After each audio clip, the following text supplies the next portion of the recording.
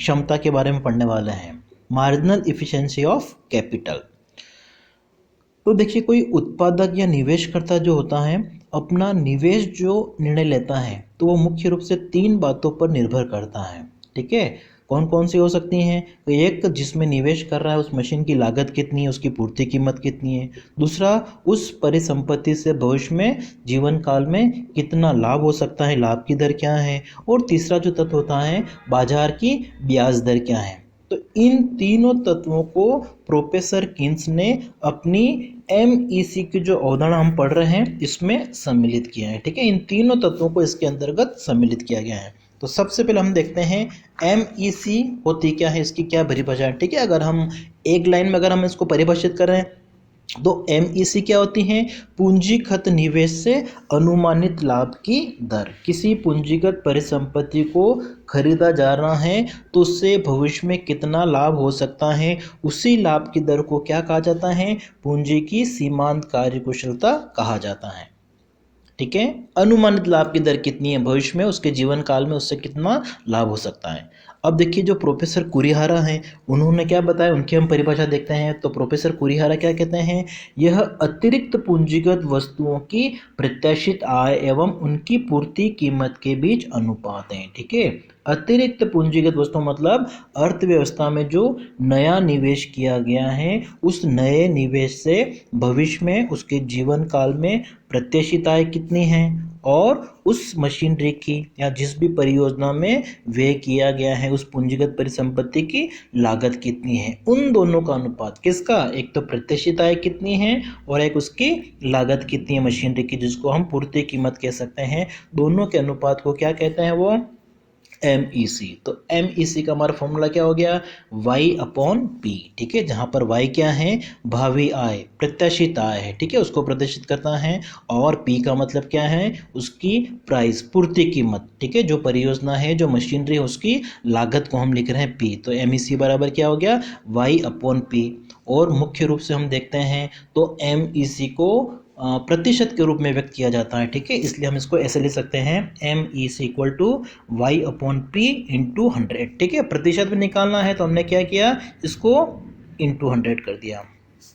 ठीक है, अब हम देखते हैं कि जो MEC हैं मुख्य रूप से 2 तत्वों पर निर्भर करती हैं। एक तो प्रत्याशित आय या जिसे हम भावी की आय कह सकते हैं, और दूसरा हमारा है पूर्ति कीमत। और एक तीसरे तत्व की हम बात करते हैं। ठीक है, जो है ब्याज की दर। ठीक है, हम चाहे तो हम तीसरा तत्व को जोड़ सकते हैं इसके अंतर्गत, ब्याज की बाजार दर कितनी है, रेट ऑफ इंटरेस्ट।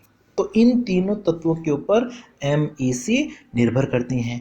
तो सबसे पहले हम देखते हैं प्रत्याशित आय किसे कहते हैं। ठीक है, हम बोल रहे थे जैसे कि कोई भी मशीनरी खरीदी जा रही है तो उससे भविष्य में कितना लाभ हो सकता है, भावी आय को हम क्या कहते हैं? प्रत्याशित आय। तो देखिए, प्रत्याशित आय क्या होती है? वार्षिक आय की वह राशि जिसे निवेशकर्ता निवेश से शुद्ध प्रतिफल, शुद्ध प्रतिफल का मतलब कि कुल प्रतिफल कितना है उसमें से हम परियोजना जो मशीनरी है उसकी पूर्ति कीमत लागत को माइनस कर देते हैं। ठीक है, उसके बाद में जो शेष बचता है तो एक मशीनरी का जो भी जीवन काल हो सकता है उस जीवन काल में कुल प्रतिफल में से लागत को घटाने के बाद में जो भी संभावित आय हैं उसको क्या कहते हैं? प्रत्याशित आय। ठीक है, वार्षिक आय की वह राशि जिसे निवेशकर्ता निवेश के शुद्ध प्रतिफल के रूप में प्राप्त करने की आशा करता है। ठीक है, तो यहाँ पे शुद्ध प्रतिफल का मतलब क्या हो गया कि कुल प्रतिफल में से मशीनरी का जो भी मूल्य है, जो भी उसकी पूर्ति कीमत है, लागत है, उसको हम क्या करेंगे? घटा देंगे। और दूसरा हम कह रहे थे कि पूर्ति कीमत। तो पूर्ति कीमत का मतलब क्या हो गया? नया निवेश जो किया जा रहा है। ठीक है, तो नए निवेश पर जो व्यय किया जा रहा है उसको हम क्या कहते हैं? पूर्ति कीमत। एक जैसे मशीनरी है खरीदी गई है, ठीक है, एक मशीन, तो उसका मूल्य कितना है? माना कि 10,000 रुपये। तो ये नई मशीन को खरीदने के ऊपर 10,000 रुपये खर्चा किया गया है, इसको क्या कहा जाता है? पूर्ति कीमत। ठीक है, तो उस पूर्ति कीमत को 10,000 को हम क्या करेंगे? कुल प्रतिफल कितना मिलेगा इस मशीन से, संभावित प्रतिफल, उसमें से इस 10,000 को घटा देंगे और जो शेष बचता है उसको हम क्या कहेंगे? शुद्ध प्रतिफल। कहते हैं कि माना कि किसी पूंजीगत परिसंपत्ति की पूर्ति कीमत माना कि कितनी है? 40,000 रुपये। ठीक है, 40,000 रुपये उस परियोजना की लागत है, पूर्ति कीमत हम जिसको कह सकते हैं। और उसके जीवन काल से प्रत्याशित आय कितनी है? माना कि 2,000 रुपये। ठीक है। मशीनरी की जो लागत है वो कितनी है, 40,000 रुपये, और भावी आय जो है वो कितनी है, 2,000 है। तो ऐसी स्थिति में हम MEC अगर ज्ञात करेंगे तो MEC क्या हो जाएगी हमारी, 2,000 में हम भाग दे देंगे, डिवाइड कर देंगे हम किसका, 40,000 का, ठीक है, जो पूर्ति कीमत है, और इसको हम मल्टीप्लाई कर देंगे 100 से। क्यों, क्योंकि MEC को हम किस में व्यक्त करते हैं, प्रतिशत के रूप में। और इसको अगर हम सोल्व करते हैं तो हमारे पास में कितना आ जाएगा, 5, ठीक है। तो ये जो 5% हैं उसको हम क्या कहेंगे, MEC। अब अगर हम यहाँ पे ऐसा मान लें कि जो प्रत्याशित आय हैं वो कितनी है, माना कि 2,000 से हम बढ़ा लेते हैं, माना कि ले लिया हमने 2400 रुपये, ठीक है, 2,400 हैं। तो ऐसी स्थिति में अगर हम देखेंगे तो इसको हम सोल्व करते हैं, ठीक है, तो देखेंगे हम किसका मूल्य कितना आ रहा है, 6। मतलब इसका मतलब क्या हुआ कि जब प्रत्याशित आय ज़्यादा होती हैं तो MEC भी क्या होगी, ज़्यादा, ठीक है। प्रत्याशित आय हमने कितनी ली थी पहले, 2,000, तो कितना आया था MEC की वैल्यू, 5%, ठीक है। और जब हमने इसको यहाँ पे 2400 कर दिया था तो कितना आ गया था, 6%। अगर हम इसको कम करके देखें, माना कि जो प्रत्याशित आय है वो कितनी है, 1,600 रुपये अगर है, तो इस स्थिति में हम देखेंगे MEC कितनी होगी, तो पूर्ति कीमत कितनी थी, 40,000, और इंटू हम इसको 100 कर देंगे, ठीक है। तो इसको अगर हम सोल्व करते हैं तो ये कितना आ रहा है, 4 आ रहा है, 4%, ठीक है। तो इसका मतलब क्या हुआ कि जब प्रत्याशित आय कम होगी तो MEC भी क्या होती हैं, कम होती हैं। अब हम देखते हैं कि जो प्रोफेसर किन्स हैं उसने MEC को कैसे परिभाषित किया है। तो प्रोफेसर किन्स वो कहते हैं कि MEC बट्टे की वह दर है जो पूंजी की पूर्ति कीमत को, ठीक है, पूंजी की जो पूर्ति लागत है जिसको हम सप्लाई कॉस्ट कह सकते हैं, सप्लाई प्राइस कह सकते हैं उसकी, ठीक है। तो जो भी सप्लाई प्राइस होती है उसकी जो पूर्ति कीमत होती है, जैसा कि अभी हम कह रहे थे कि एक मशीन का मूल्य कितना है, 10,000 रुपये, तो इस 10,000 को हम क्या कहते हैं, उसकी पूर्ति कीमत। तो किन्स क्या कहते हैं, MEC बट्टे की वह दर है जो पूंजी की पूर्ति कीमत को पूंजीगत परिसंपत्तियों से उसके जीवन काल में प्राप्त होने वाले कुल वार्षिक प्रतिफलों की मात्रा के वर्तमान मूल्य के बराबर कर दें, ठीक है। तो बट्टे की क्या दर होती हैं, ऐसी दर जो क्या करते हैं, किसी पूंजीगत परिसंपत्ति में निवेश करने की जो भी लागत है उस लागत को उससे भविष्य में होने वाले प्रतिफल का जो भी वर्तमान मूल्य होता है उसके बराबर कर दें, उसको हम क्या कहते हैं, MEC।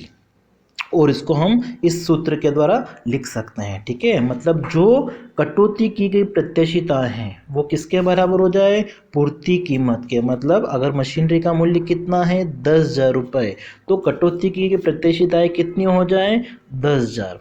तो इस दर को, मतलब इसको जो भी बराबर कर दें उसको हम क्या कहेंगे, MEC, marginal efficiency of capital.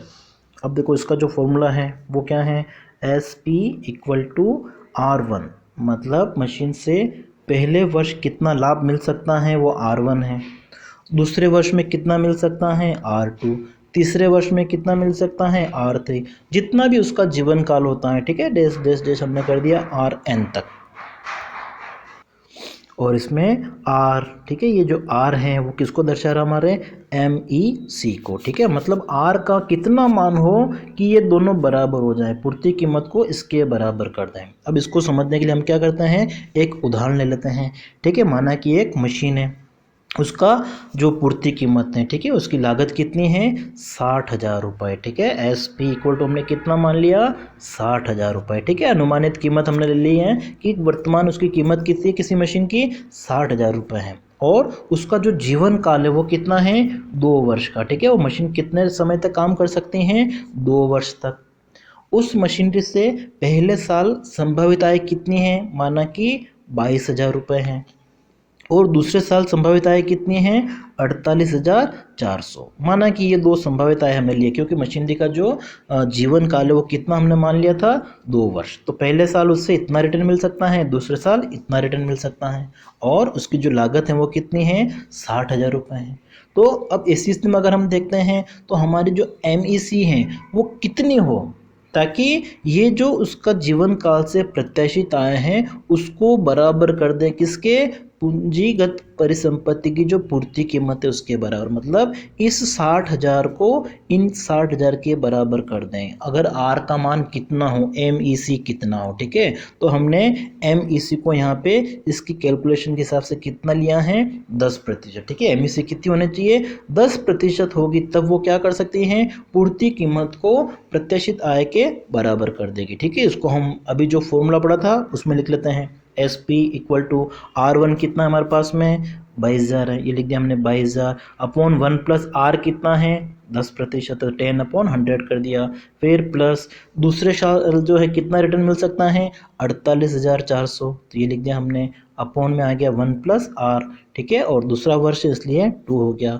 और फिर इसको हमने सोल्व किया तो ये आ गया है 20,000, और ये सोल्व किया तो आ गया 40,000, तो 40 प्लस 20 किया तो 60 आ गया, ठीक है। इसका मतलब क्या हो गया, MEC कितनी होनी चाहिए, 10%, ठीक है। MEC जो हमारी 10% है वो पूर्ति कीमत को संभावित प्रत्याशित जो भी आए हैं उसके बराबर कर देती है।